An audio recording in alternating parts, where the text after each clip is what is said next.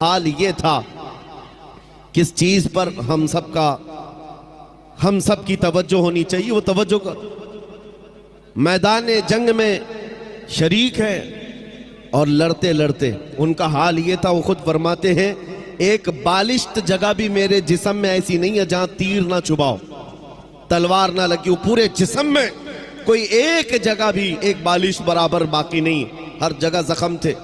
लेकिन एक मैदान में कहते हैं कि अचानक उनके गर्दन पर तलवार आ गई।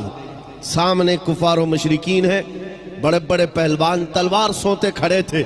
आपका अमामा गिर गया, आपका अमामा गिर गया मैदान जंग में। मुझे बताओ, जान बचाना चाहिए क्यों अमामा उठाना चाहिए? पहली तो अपनी गर्दन बचाई जाए, अपनी जिस्म को बचाया जाए, क्योंकि जान बचाना फर्ज है, जान बचाना फर्ज है। खालिद इब्ने वलीद सैफुल्लाहिल मसलूल, इस्लाम के अजीम सिपह सालार ने गर्दन नहीं देखी, वो अमामा उठाने ही चल पड़े और उठाया, बड़े आराम से सुकून से उठा करके पहनने लगे। और जिन्होंने तलवारें उठाई थी वो सख्ते में रह गए। एक छोटा फौजी भी ये गलती नहीं कर सकता, सिपह सालार इतनी बड़ी गलती कैसे कर सकता है? लोगों ने हाथ तलवार उनके नीचे आ गए।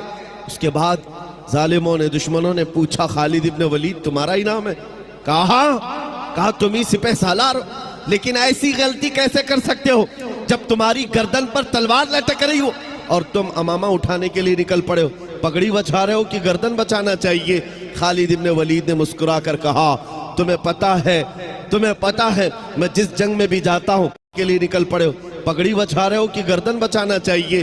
खालिद इब्ने वलीद ने मुस्कुरा कर कहा, तुम्हें पता है मैं जिस जंग में भी जाता हूं अल्लाह की मदद से फतह याबी जरूर मिलती है और फतह का झंडा गाड़ कर आता हूं, लेकिन इसके पीछे राज ये नहीं है खालिद बिन वलीद अपने बाजुओं की ताकत पर भरोसा रखता हो और अपने बलबूते ये जंगों को फतह करता हो। मेरा विजदान और यकीन ये है, इस अमामा मुबारका में रसूलुल्लाह के 3 मुँह मुबारका है, रसूलुल्लाह के 3 मुँह मुबारका है। और मेरा यकीन यही है, जब तक ये सर पर होते हैं अल्लाह मेरे लिए मैदान आसान कर देता है। निस्बत मुस्तफ़ा पर उन्हें फख्र था, उसी निस्बत पर वो फतह याब हुआ करते थे। ये सहाबा की बातें अर्ज कर रहा हूं। आपको पता है, एक मर्तबा ईसाइयों ने आपको चैलेंज कर दिया था कि अगर तुम्हारा दीन सच्चा है तो आओ खालिद बिन वलीद, हम और तुम सामने बैठते हैं मुबाहला। अगर दीन तुम्हारा सच्चा है तो जहर की एक शीशी लाई ईसाइयों ने, कहा कि इसको दोनों लोग पिएंगे, जो बच गया उसका दीन सच्चा है। और ये झूठे लोग इस तरह से कभी आगे आ भी नहीं सकते, चैलेंज तो कर लेंगे लेकिन आ नहीं सकते।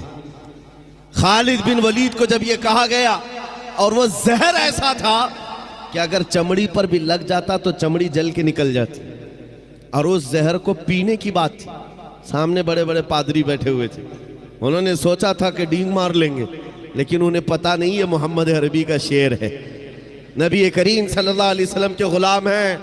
ये जिस तरफ निकल गए तूफान और आंधियों ने भी रुख मोड़ लिया है, समंदरों ने रास्ते दे दिए हैं, दो नीम इनकी ठोकर से दहरिया व सहरा।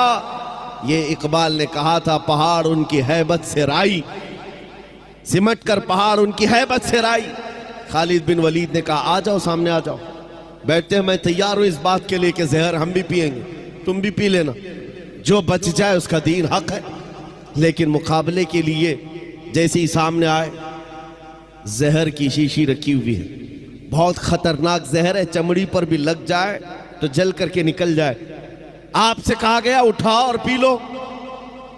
तो हजरत खालिद बिन वलीद ने कहा, दोनों की तरफ से पीना है, लेकिन उन्होंने कहा नहीं, पहले आप करेंगे। हमेशा बातिल डरता है और उसको शक ही तो है, हक होने का यकीन नहीं है जितना ईमान वाले को होता है, ईमान वाले को होता है। मुझे कुछ लोगों ने कहा था, आपने आग में कूदने की बात की है, गुस्ताख रसूल के खिलाफ। आग का काम है जलाना, तासीर है, कैसे होगा? मैंने कहा, ये मैंने अपनी ताकत के बलबूते नहीं कहा, रसूलुल्लाह की इज्जत के बात।